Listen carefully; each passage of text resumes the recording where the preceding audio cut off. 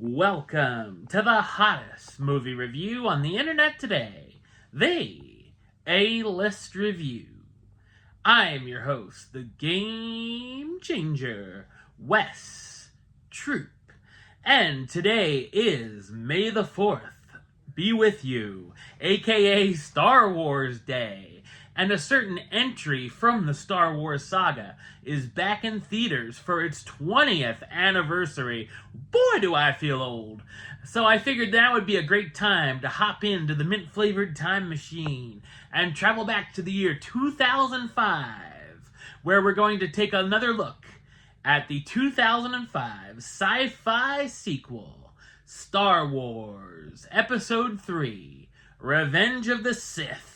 My review coming up now.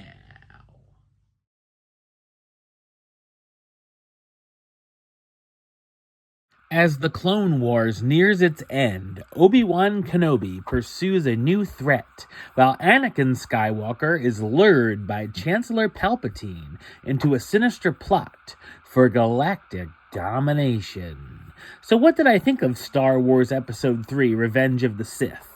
I thought it's a dark, tragic, and exciting sci-fi space opera sequel.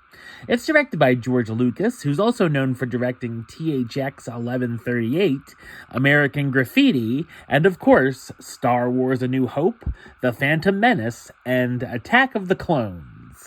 I always thought this was easily the best of the prequel series, and the most focused. The film finally gets to the reason that the entire prequel trilogy was created in the first place.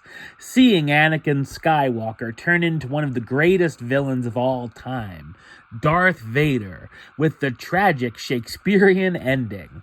Everything has been leading up to this finale, and while we know what the final result will be, seeing how it all comes about and a few certain twists can be intriguing. We know which characters survive as they're in later entries, such as Yoda and Chewbacca, but the fate of others who aren't in that original trilogy are up in the air. Of course, not all of the choices made here are great ones, including a reason for one of the character deaths that made me roll my eyes. While I feel like Lucas's direction is quite lacking overall, he does nail the tone pretty well. The film has a number of shocking and dark moments as we see Anakin falling to the dark side, such as the infamous scene where he encounters the younglings at the Jedi Temple. The Order 66 sequence is a fantastic montage, although I wish we had known a little bit more about the fallen Jedi, so I cared about them a little more. The action is thrilling, from the opening space battle, the lightsaber duels with new villains such as General Grievous, whose character design I appreciated, and of course the climactic final battle. The showdown between Anakin and Obi-Wan is one of the most important duels in the entire saga, and one we've been waiting to see. It's exciting, emotional, and the locale of the volcanic planet of Mustafar is slick. I would say that I wish that there was a little more screen time between the Master and his apprentice throughout the trilogy to make it even more impactful. The battle between Yoda and Palpatine in the Galactic Senate is a lot of fun, too. Seeing Anakin's reasoning for being interested in turning to the Sith is interesting, as he's afraid of losing Padme, who's secretly pregnant. He's also angry about his spot in the Jedi Council, as he's not given the title of Master. He's then given the mission to spy on the Chancellor, which sets up Skywalker and Palpatine spending more time around each other. Like the other prequels, the dialogue here is crunchy, and over the last 2 decades has been more than enough material for memes. I did love the scene between Anakin and Palpatine at the opera, though, as he tells him the tale of Darth Plagueis. The chemistry between Anakin and Padme is rather limp like before, and is about as exciting as watching grass grow when they share scenes together. I really liked McGregor's take on Obi-Wan, and I thought he was the highlight of the trilogy. Christensen, however, has been drugged through the coals throughout the years for his famously questionable performance as Anakin. While it's certainly not great, it's better than what he gave in Attack of the Clones, and looking back on it, has a kind of odd charm to it, like Tommy Wiseau's The Room. John Williams' score is spectacular as usual here as well.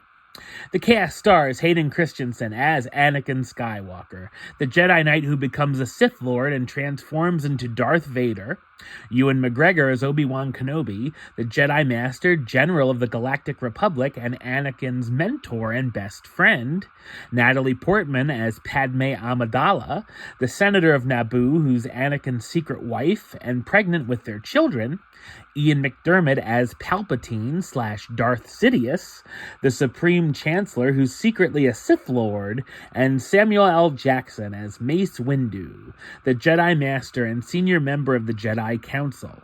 Star Wars Episode 3 Revenge of the Sith isn't perfect, but it's a thrilling and satisfying grand finale and greatest entry into the second trilogy. Number-wise, I'm going to give it an 8 out of 10, which gives it the A-list rating of do it, and a high do it at that. Alright, well that's the show. I'll be back with another review very soon. But until then, don't forget to like, comment, and subscribe right here on YouTube. YouTube.com/WestsideOf515. Like the show on Facebook, Facebook.com/WestTroopAlist. And of course, you can follow me on the Instagram and Letterboxd at WestAlist. Until next time, Troop out.